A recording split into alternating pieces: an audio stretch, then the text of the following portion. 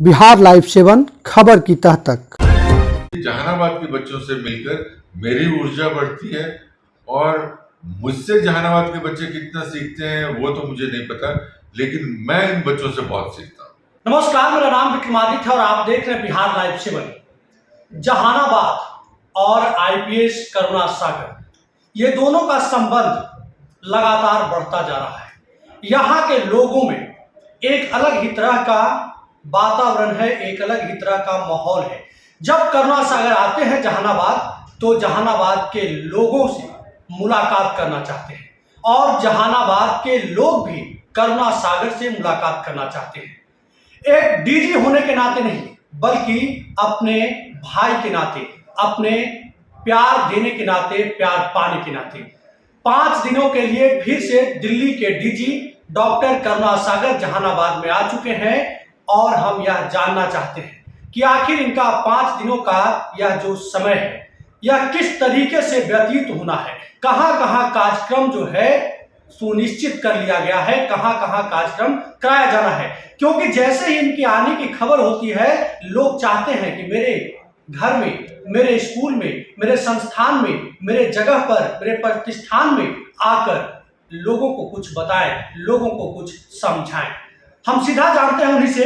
Sir, आपका स्वागत है सबसे पहले बिहार लाइव 7 में। और सबसे पहला सवाल यही है सर कि आप 5 दिनों के लिए जहानाबाद आए हैं, यह समय आपको लगता है कि पर्याप्त होगा? जिस तरीके से अभी सर्किट हाउस में भीड़ जुटी हुई है, लोग इंतजार कर रहे हैं।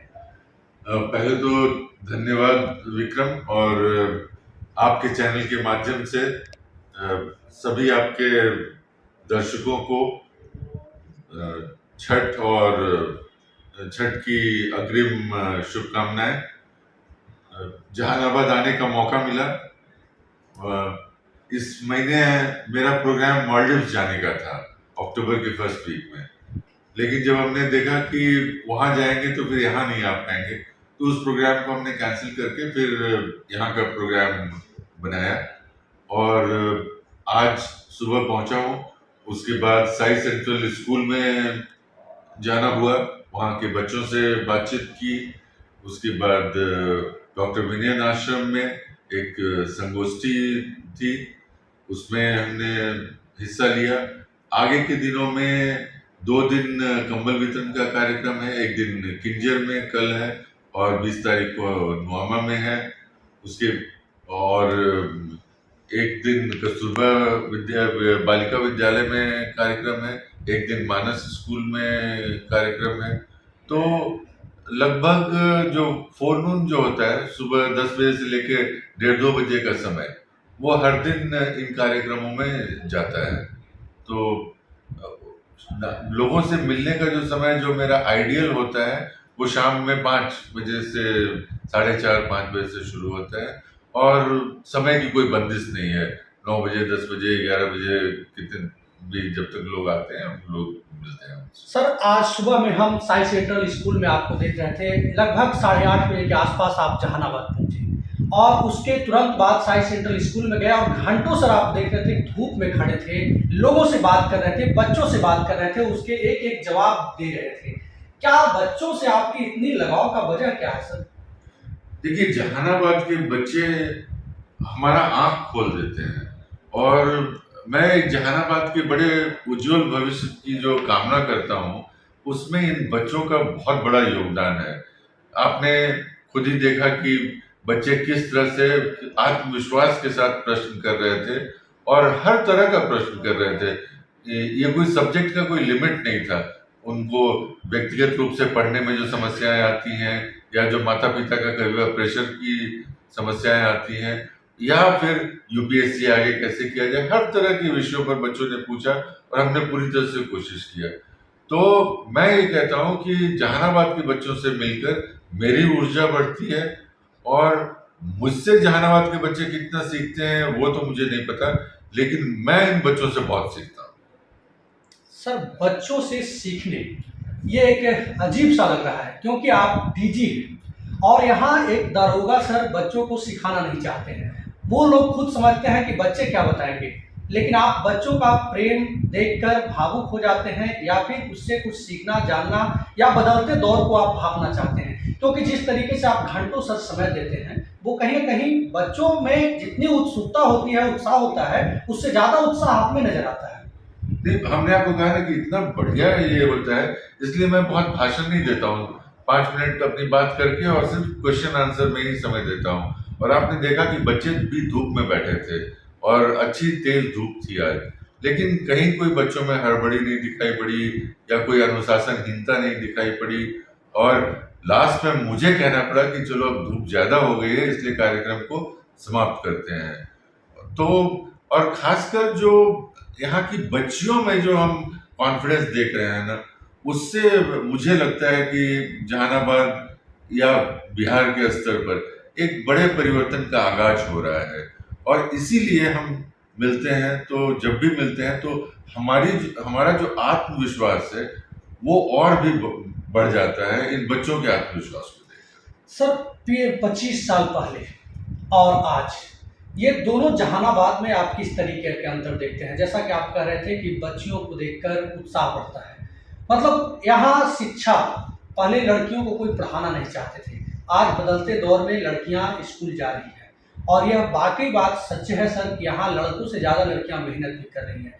क्या समझते हैं एक डीजी के नाते? देखिए, अगर बच्चियां अच्छा कर रही हैं, बच्चियां ज्यादा से ज्यादा संख्या में पढ़ने आ रही हैं, स्कूल का ड्रॉप आउट नहीं हो रहा है, इसका मतलब समाज प्रोग्रेस कर रहा है। बिल्कुल सीधी सी बात है, क्योंकि जो भी समाज विकास करता है वो आबादी के 50% को इग्नोर नहीं कर सकता है। और जो सरकार की योजनाएं जो पिछले कुछ सालों में रही है, जैसे बच्चियों को फ्री यूनिफॉर्म देना, साइकिल देना, मिड डे मील की जो व्यवस्था है, तो इन सारी चीजों से मुझे लगता है कि एक माहौल बना है। जबकि बच्चियां तो आगे आई हैं, लेकिन इनके पीछे इनके जो उत्साही माता पिता हैं उनका बहुत बड़ा रोल है। अब उनको शायद ये कोई चिंता नहीं सताती है कि अगर हमारी बच्ची पढ़ने जा रही है, दूर जा रही है, साइकिल चला के जा रही है, तो उसके साथ कुछ गलत भी हो सकता है। तो ये हमारी कानून व्यवस्था, हमारी जो सामाजिक व्यवस्था है, इसके बारे में एक बहुत बढ़िया दृश्य प्रदर्शन है।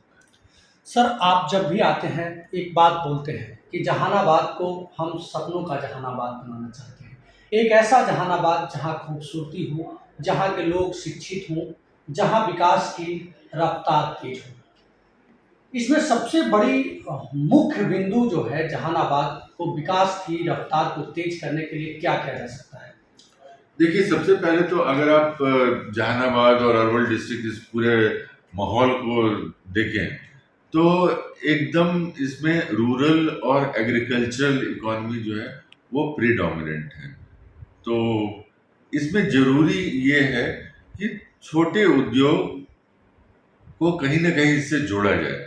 जैसे आपने देखा होगा कि चनपटिया में ये एक्सपेरिमेंट किया गया और हमारे ही जो मजदूर थे, जो स्किल्ड मजदूर थे, जिन्होंने बाहर के राज्यों में जाकर अपना स्किल सीखा था, उनका इस्तेमाल करके वहाँ पर लघु उद्योग को बहुत प्रोत्साहन दिया गया था। क्योंकि हमारी जो खेती है वो उसकी जो साइज है वो छोटा है। लोगों के पास 2 बीघे, 4 बीघे, 5 बीघे, 10 बीघे से ज़्यादा मैक्सिमम लोगों के पास नहीं है। तो छोटी खेती से ये होता है कि आप अपना बेसिक जरूरत तो शायद मैनेज कर लें, लेकिन अगर चाहे कि अगर कुछ और भी करना है, बच्चों को और बढ़िया पढ़ाना लिखाना है, बाहर भेजना है, तो फिर समस्याएं आएंगी। तो इसलिए अगर ये जो एग्रीकल्चर बेस है, इसके साथ साथ अगर छोटे उद्योग, क्योंकि बड़े उद्योग की कल्पना यहाँ के माहौल में नहीं किया जा सकता है, जमीन की कमी है, रिसोर्सेज की कमी है, लेकिन छोटे उद्योग, और आप देखिए जो एमएसएमई है वो भारत में रोजगार का सबसे बड़ा सोर्स है। और एमएसएमई जहानाबाद में काफी उसका स्कोप है बढ़ने का, क्योंकि उसमें लागत भी कम होता है, बैंक्स वगैरह से लोन भी आसानी से मिल जाता है और कुछ ही लोग मिलके अच्छा काम कर लेते हैं। तो ये मॉडल एग्रीकल्चर के साथ साथ ये स्मॉल एंड मीडियम इंडस्ट्री को अगर जोड़ा जाए तो यहाँ की आर्थिक व्यवस्था में एक आमूलचूल परिवर्तन हो सकता है। सर, आप जब भी आते हैं जहानाबाद तो लोगों को मदद करते हैं, जब बरसात का मौसम होता है तो छाता लेकर आते हैं, जब गर्मी का मौसम होता है तो आप जो है बेडशीट लेकर आते हैं, और हल्की जब ठंड पड़ती है तो चादर लेकर आ जाते हैं, और ठंड जब बढ़ जाती है तो कंबल भी लेकर आते हैं। क्या इन सब के पीछे कोई राजनीतिक महत्वाकांक्षा भी है? ये सवाल आपको कड़वा लग सकता है सर, नहीं, कड़वा नहीं है, हमें लगता है जायज है।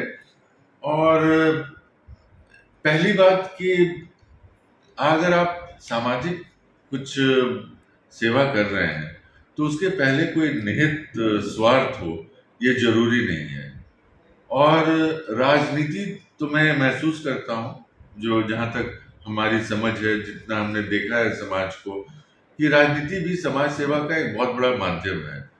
तो जो लोग राजनीति के द्वारा समाज सेवा कर रहे हैं वो भी बहुत अच्छा कर रहे हैं, और हम एक अधिकारी होते हुए अपनी पद की जरूरतों को और उसकी मर्यादा के हिसाब से अगर किसी तरह से समाज सेवा करके अपने लोगों के बीच अगर उनमें कुछ भी खुशी बांट सकें या एक पॉजिटिव एनर्जी का संचार हो, तो इससे बढ़कर मेरे लिए कुछ भी नहीं। जहानाबाद में कब तक है सर आप?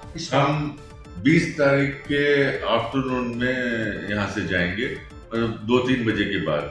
तो अभी से लेके 20 तारीख तक तो हम जहानाबाद में ही हैं। और जैसा आपको बताया हमने कि कुछ कार्यक्रम बने हुए हैं, उन कार्यक्रमों में शिरकत करेंगे और बाकी समय अपने लोगों से मिलना जुलना, उनकी बातें सुनना, उनकी बातें समझना, उनको जो राय देना है वो देना, अगर कोई कहीं कुछ छोटी मदद कर सकते हैं तो मदद करना, तो ये प्रक्रिया चलते रहेगी। चलिए, बहुत बहुत धन्यवाद सर, आप समय निकाले।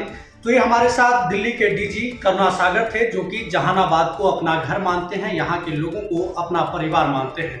जहानाबाद में है और 20 तारीख तक जहानाबाद में ही रहेंगे। 20 अक्टूबर को इनका जो है प्रस्थान होगा संध्या में, लेकिन 20 तारीख तक अगर आप लोग इनसे मिलना चाहते हैं तो सुबह 9 बजे से पहले और संध्या 5 बजे के बाद जहानाबाद सर्किट हाउस में मुलाकात कर सकते हैं, क्योंकि यह जो है आम लोगों के लिए खुले में ही बैठते हैं और लोगों से बात कर यहाँ की समस्याओं के बारे में जानना चाहते हैं, यहाँ के लोगों से बात कर महसूस करना चाहते हैं कि जहानाबाद के लोग क्या सोचते हैं, क्या समझते हैं।